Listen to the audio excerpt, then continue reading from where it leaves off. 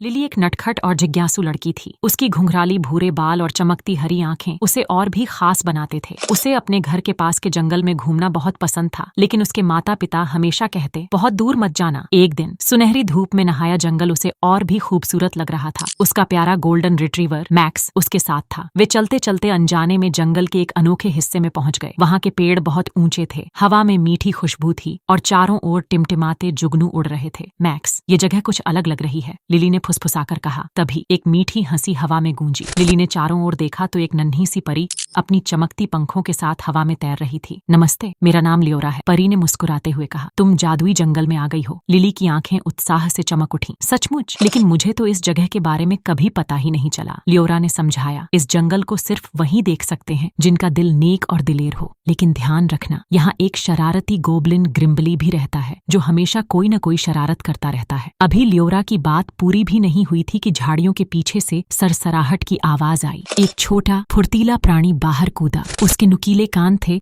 और चेहरे पर शरारती मुस्कान। किसी ने मेरा नाम लिया, ग्रिम्बली हंसते हुए बोला। उसकी छोटी हथेलियों में एक सुनहरा बलूत गोल्डन आइकॉर्न चमक रहा था। इसे तो मैं नहीं लौटाने वाला, पकड़ सकते हो तो पकड़ लो, कहकर वह तेजी से भाग गया। लियोरा घबरा गई। ओह नहीं, ये बलूत महान ओक वृक्ष का है। इसके बिना जंगल की सारी जादुई शक्ति खत्म हो जाएगी। लिली और मैक्स ने एक दूसरे की ओर देखा और तुरंत फैसला किया, हमें इसे वापस लाना होगा। वे तुरंत गोबलिन के पीछे दौड़ पड़े। मैक्स ने अपनी सूंघने की ताकत से ग्रिम्बली का पीछा किया। लिली और लियोरा भी पेड़ों के बीच से दौड़ती हुई उसके पीछे लगी। ग्रिम्बली तेज था, लेकिन लिली उससे भी तेज निकली। जैसे ही ग्रिम्बली एक पेड़ पर चढ़ने की कोशिश कर रहा था, मैक्स ने हल्के से उसके लबादे को अपने दांतों से खींच लिया। अरे छोड़ो मुझे, ग्रिम्बली चीखा और घबराहट में उसका सुनहरा बलूत हाथ से छूट गया। लिली ने झपट कर उसे पकड़ लिया। लियोरा खुशी से झूम उठी। तुमने कर दिखाया, अब इसे जल्दी से महान ओक को वापस लौटाना होगा। वे भागते हुए जंगल के बीचों बीच उस विशाल वृक्ष तक पहुंचे। जैसे ही लिली ने सुनहरा बलूत उसके खोखले तने में रखा, पेड़ से सुनहरी रोशनी फैली और पूरा जंगल फिर से जादुई आभा से जगमगा उठा। ग्रिम्बली ने लंबी सांस ली। ठीक है, शायद हर बार शरारत करना अच्छा नहीं होता, उसने बुदबुदाया। लिली मुस्कुराई। अगर तुम चाहो तो जंगल की रक्षा करने में हमारी मदद कर सकते हो। ग्रिम्बली ने थोड़ा सोचा और फिर सिर हिलाया। चलो मान लिया, लेकिन बदले में मुझे परियों के जादुई केक खाने को मिलेंगे। लियोरा हंस पड़ी। पक्का? सूरज ढलने लगा था। लिली और मैक्स ने सबको अलविदा कहा और घर की ओर चल पड़े। वह जानती थी कि माँ पापा को यह कहानी सुनाने पर वे यकीन नहीं करेंगे, लेकिन जब रात को उसने खिड़की के पास एक छोटा सा सुनहरा बलूत रखा देखा जो हल्की रोशनी से चमक रहा था, तो उसे एहसास हुआ